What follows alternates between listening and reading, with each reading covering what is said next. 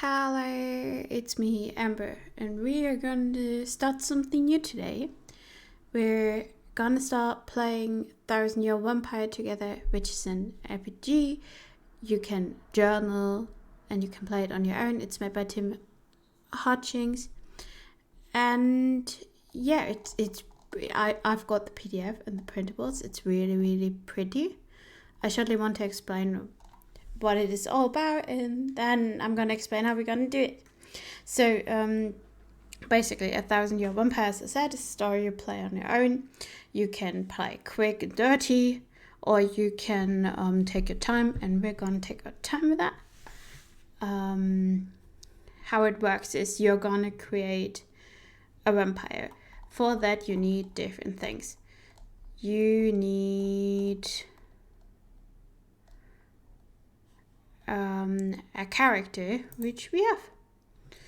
I will put the link to this PDF in the description, by the way, so you can go back to it.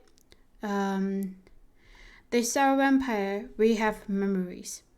Memories are what they are called, memories. We can only have 5 memories at a time, and memories can only hold 3 experiences. Experiences are described as one sentence, kind of what's important in your life.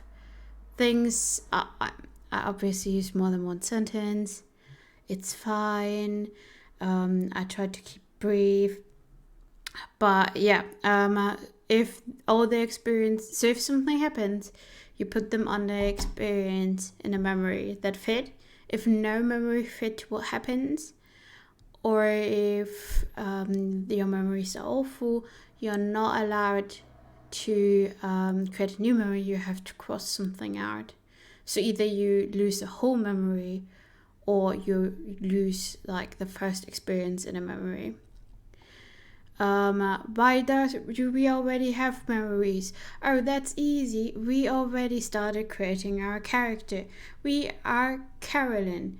We live in the year 1100 in East Anglia. Look, I'm not good with history, so this will be like kind of willy-nilly, you know. When I came of age, I started working in an orphanage I grew up in, a place used by some nobility as a charity object.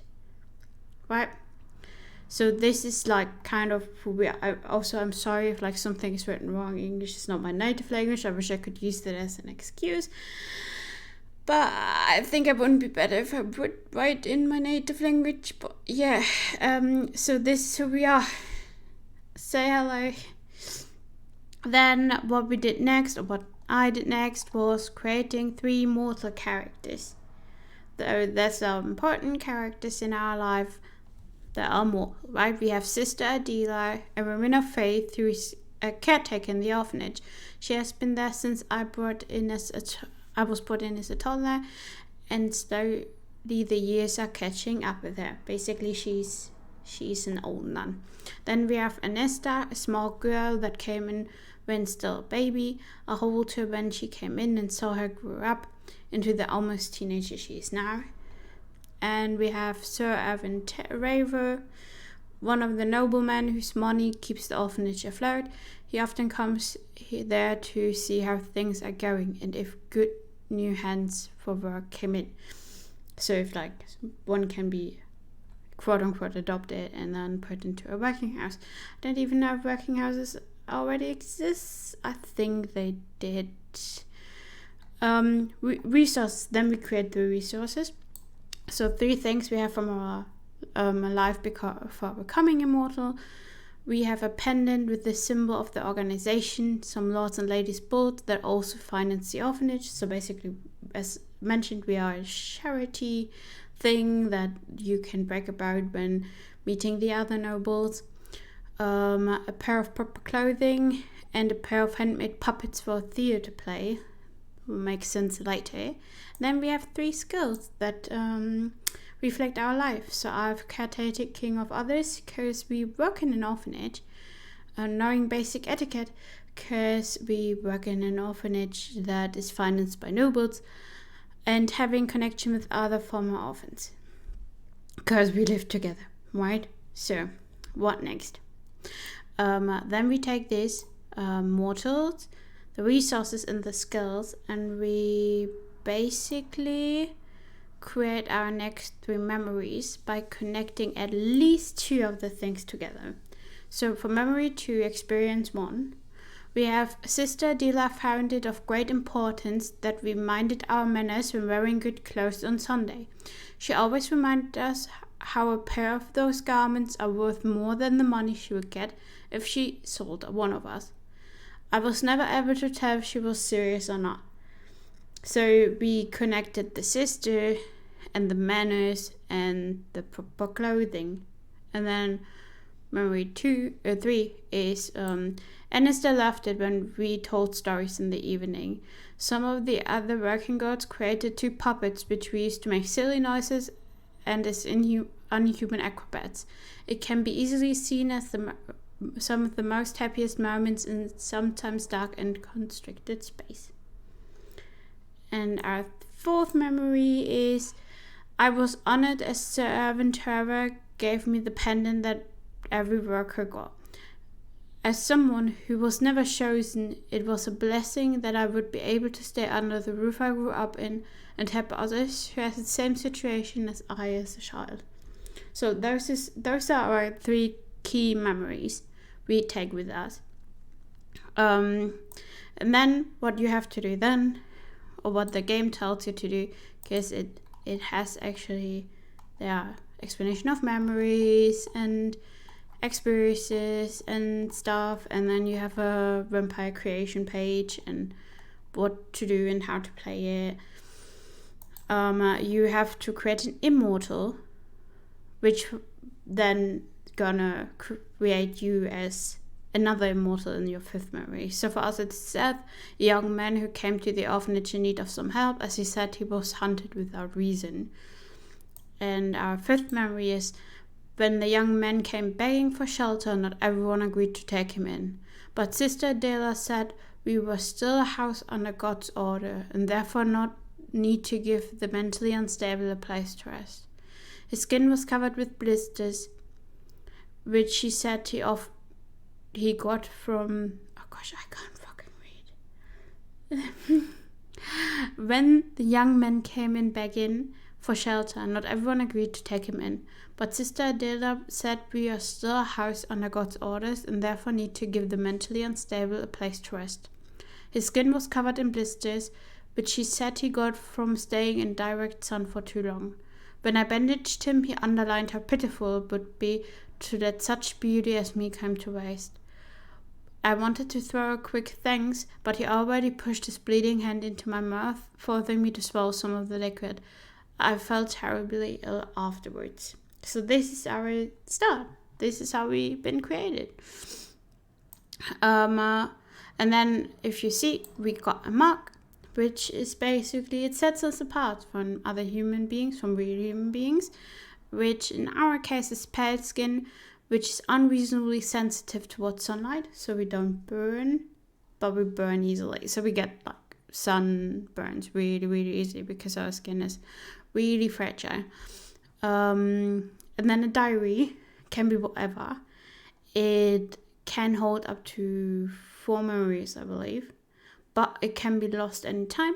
For us, our diary, if we choose to put something in, is some embroidery into some linen clothing. So we're gonna remember stuff from there on, because we don't know if we can read. I don't think we can read. We are working in an orphanage at a time that was, not good, too poor. So this is what we have right now. How I want to play this game. Normally I have 2 dice next to me, but because you have to see as well, we're gonna use a random dice creator. We take a 1d 10-sided dice and a 1d6. We're gonna roll, and we subtract the 6-sided dice from the 10th one. And we have prompts in this book, right? And we go from the prompt to prompt. how we gonna do it, or how I gonna do it, because you are watching me, is we're gonna read the prompt out loud. Every prompt creates some experience. So we're gonna create the experience together. Then we see if the memory said we need a skill or we need a resource. We're gonna choose that together. Then I'm gonna write the journal entry. I'm gonna come back. I'm gonna read it to you. And then we're gonna create whatever we have to create from this thing before taking another thing. And it's gonna make sense in a minute. So we have a 8 minus a 3. Which, if my head's not leaving me completely, is a 5. Wait, can I say that? Oh no, I thought maybe I can say, oh, it's minus. Wait. Ignore that. The 5, which means you go from 1, which means you're gonna take the 6. Which is... I can make this larger, so maybe you can read good. Yeah. A mortal character begins serving you. Who are they? Why are they drawn to you? Create a new mortal character. Oh, we just started. Okay. We need a new mortal character.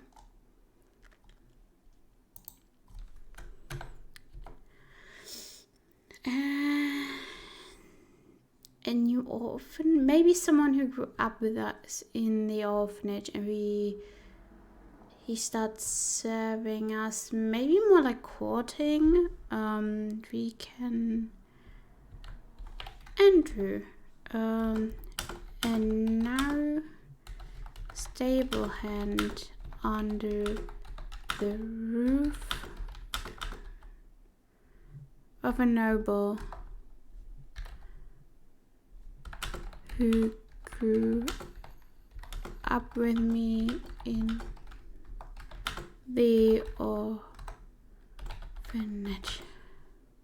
I'm sorry for the clicking. I know it's kind of loud because it's kind of loud. Here's the question. So right, we have to put it under one experience, like under one memory, or we have to cross one memory out. I feel like crossing a memory out right now would not be a good idea. Where does it fit the most? Because here it's about Sunday clothing and the importance of many. Here is about the joys side of being in the orphanage, but also that it can be dark. And here's about being proud, and here's about experiences turned. I think it could fit into 5 or 3. I think we're gonna put it into 3 because I think 3 now is gonna be the memory. 2. I'm sorry. On 2, I think 2 now is gonna be the memory. Then we're gonna use 3. I think I'm gonna put it under 3 because I think 3 now is gonna be the memory we use for people from the orphanage. What name do I give him? After seeing Andrew, a boy now that grew up with me in the village again. He started to court me. Do you write it like this? Started to court me. It seemed almost obsessed what he was willing to do in order for me to notice him. So, okay, let's go back. 6. Get a new more character. Okay.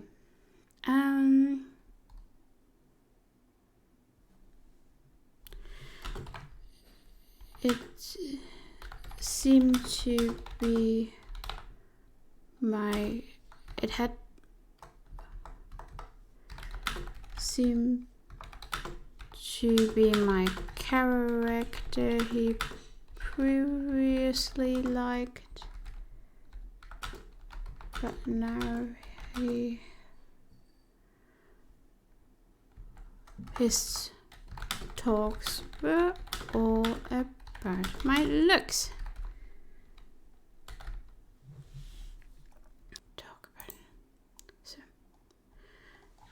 So our new slot experience is, after seeing Andrew, a boy who grew up with me in the orphanage again, he started to court me.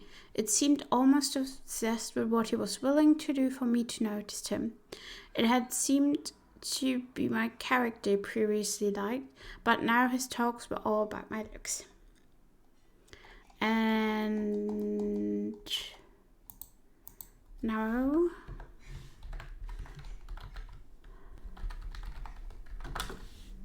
I'm going to write the journey entry. And what I will do is 6.6.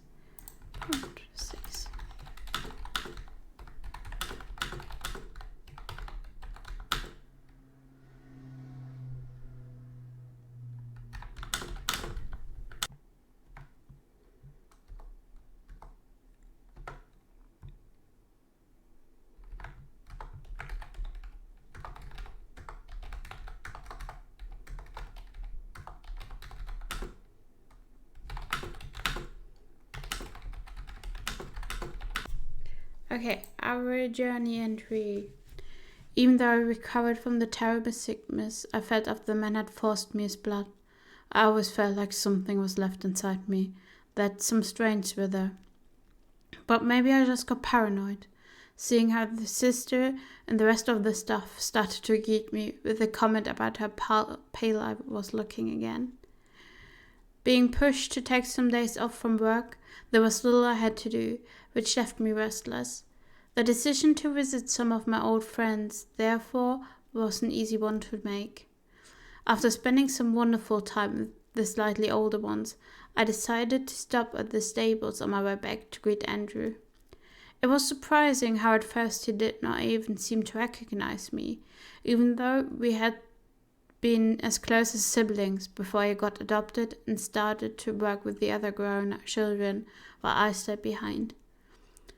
We had a pleasant conversation, I suppose, but it left me with wonder how often he underlined how much I seemed to change.